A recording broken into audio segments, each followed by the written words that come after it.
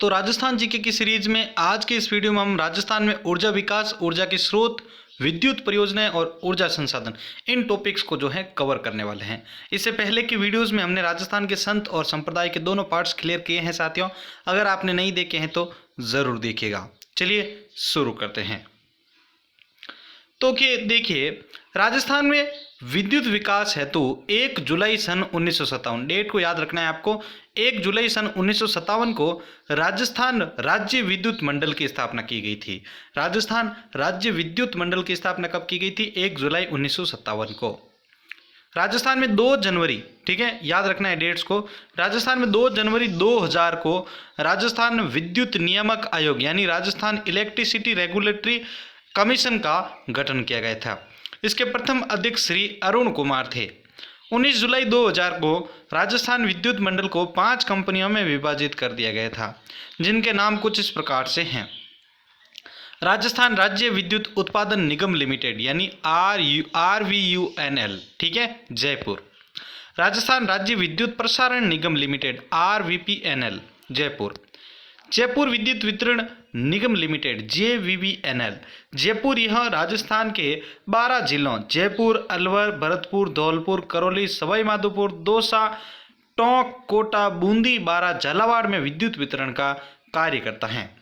अजमेर विद्युत वितरण निगम limited AVVNL, Ajmer. यह राजस्थान के 11 जिलों उदयपुर, डूंगरपुर, बांसवाड़ा, प्रतापगढ़, चित्तौड़गढ़, भीलवाड़ा, राजसमंद, अजमेर, नागौर, लाडनू पंचायत समिति के अलावा सीकर, झुंझुनू में विद्युत वितरण का कार्य करता है।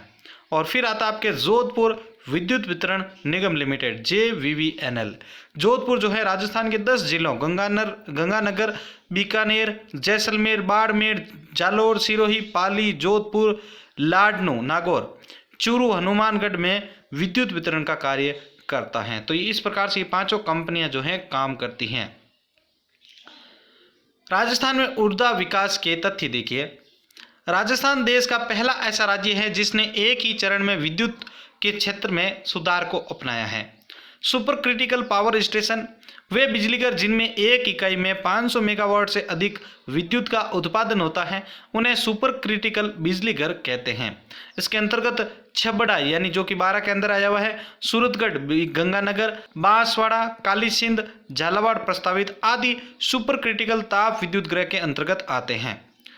राजीव गांधी ग्रामीण विद्युतीकरण योजना केंद्र सरकार द्वारा सभी घरों में बिजली उपलब्ध कराने के उद्देश्य से अप्रैल 2005 में इस योजना का शुभारंभ किया गया था। दीनदयाल उपाध्याय ग्राम ज्योति योजना, इस योजना का शुभारंभ 3 दिसंबर 2014 को ग्रामीण क्षेत्रों में विद्युत वितरण प्रणाली के सुदृढ़ीकरण के उद्देश्य से किया गया था। इसमें केंद्र सरकार एवं राज्य सरकार के अनुदान का अनुपात 60:40 है। राजीव गांधी ग्रामीण विद्युतीकरण योजना के तहत संचालित कार्यों को इसमें समाहित कर दिया गया था। आगे देखिए, LED और ऊर्जा संरक्षण मिशन। LED और ऊर्जा संरक्षण मिशन का शुभारंभ 8 जनवरी 2015 को प्रधानमंत्री श्री नरेंद्र मोदी द्वारा किया गया था। राजस्थान में पहली बार सौर ऊर्जा नीति 2011 में घोषित हुई थी। राजस्थान में दूसरी बार सौर ऊर्जा नीति 8 अक्टूबर 2014 को घोषित हुई थी। देश व राजस्थान में लिग्नाइट पर आधारित प्रथम भूमिगत विद्युत संयंत्र मेड़ता सिटी नागौर में है। राजस्थान का प्रथम सौर बिजली घर खिंवसर नागौर के अंदर है। उदय योजना का उद्देश्य विद्युत वितरण कंपनियों को वित्तीय स्थिरता देना है। भारत का प्रथम सौर ऊर्जा चलित फ्रिज बालेसर जो कि जोधपुर के अंदर है। देश का प्रथम कोयला आधारित बिजली घर बाप जोधपुर के अंदर स्थित है। राजस्थान में प्रथम सौर ऊर्जा आधारित 140 मेगावाट क्षमता का विद्युत संयंत्र मतानिया गांव जोधपुर के अंदर है। ठीक है, इन पॉइंट्स को जो है इंपॉर्टेंट समझ के अपने पास नोट डाउन करते रहना है साथियों, क्योंकि आपके सामने वे ही पॉइंट इस PDF के दौरान लाए जा रहे हैं जो एग्जाम में पूछे जाते हैं। राजस्थान में तीसरी पवन ऊर्जा संयंत्र फलोदी जोधपुर के अंदर है।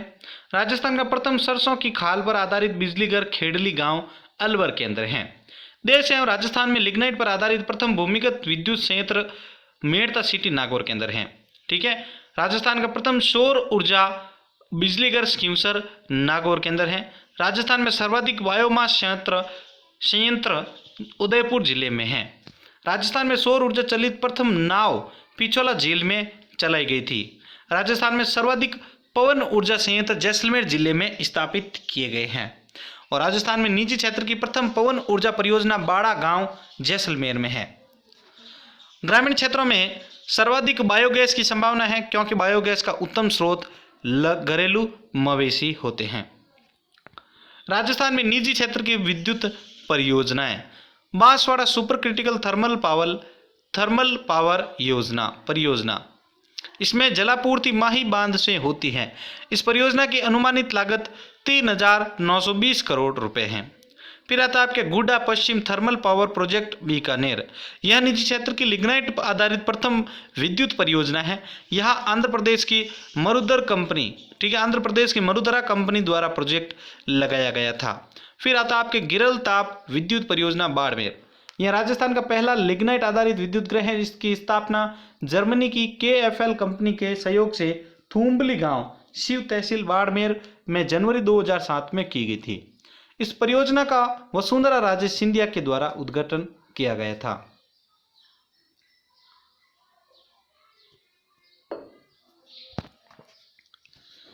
आगे आता है आपके केशोराय पाटन गैस आधारित विद्युत संयंत्र बूंदी।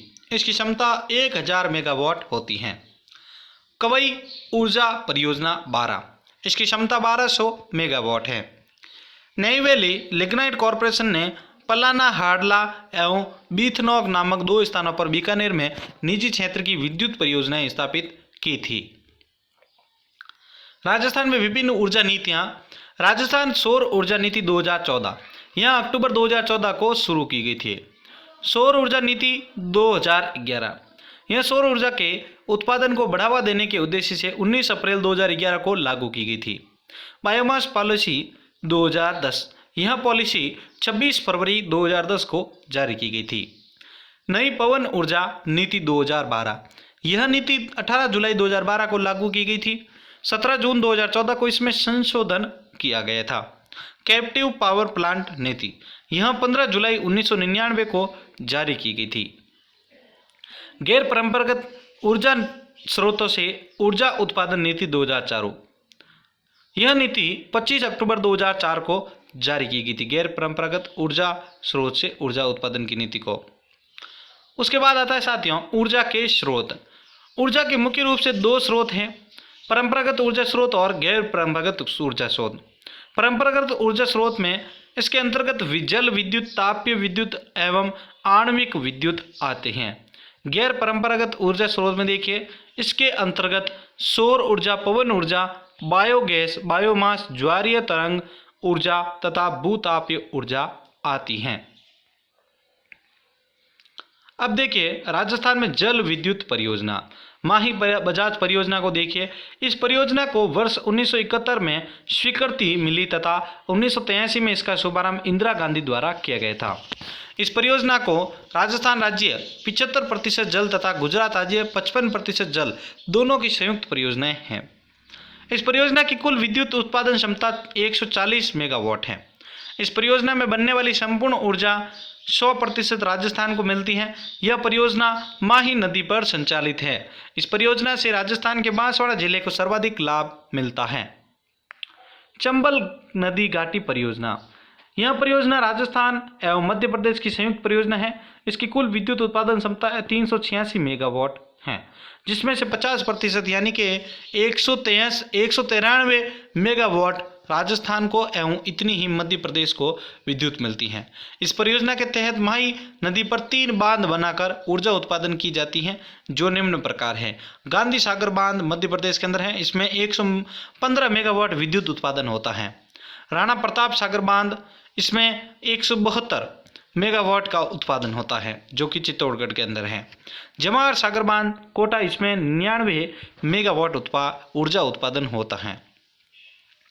फिर आता आपके भाखड़ा नागल परियोजना। यह परियोजना राजस्थान, पंजाब एवं हरियाणा राज्यों की संयुक्त परियोजना है। इसकी कुल विद्युत उत्पादन क्षमता 1493 मेगावाट है। इनमें से राजस्थान को 15.22% यानी कि 227.3 मेगावाट ऊर्जा जो है प्राप्त होती है। इस परियोजना से राजस्थान का हनुमानगढ़ जिला लाभान्वित है। ठीक है, राजस्थान का जो हनुमानगढ़ जिला है वह लाभान्वित है।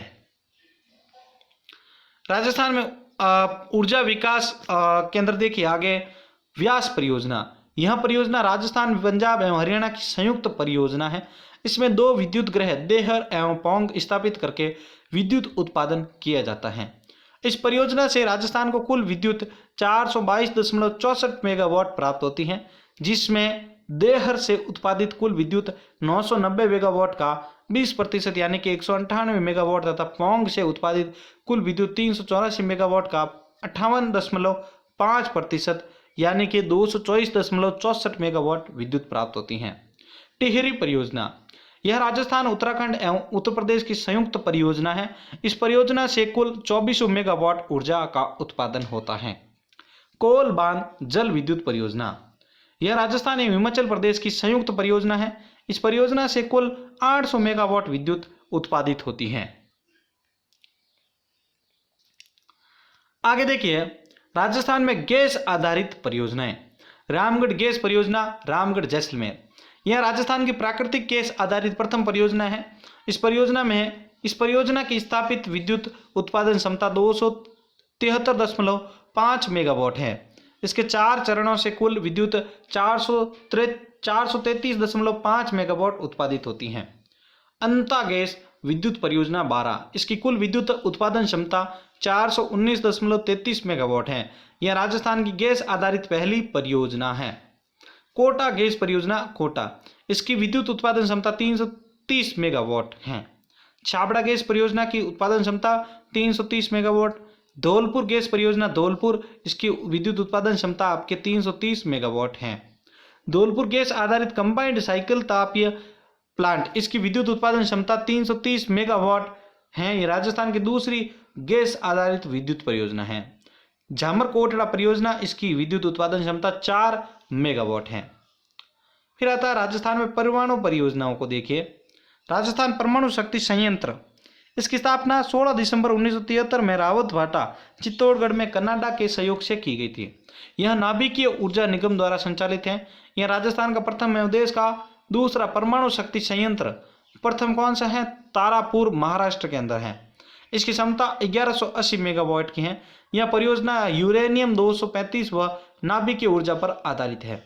यह देश का अत्यधिक दाबित भारी पानी किस्म के रिएक्टर की श्रृंखला में प्रथम बिजली घर है। इसका राज्य की कुल विद्युत उत्पादन में 30% योगदान है। अब देखिए राजस्थान में बायोमास आधारित परियोजनाएं। पदमपुर बायोमास ऊर्जा संयंत्र श्रीगंगानगर में, खातौली बायोमास ऊर्जा संयंत्र टोंक में, रंगपुर लाडपुरा बायोमास ऊर्जा संयंत्र कोटा में,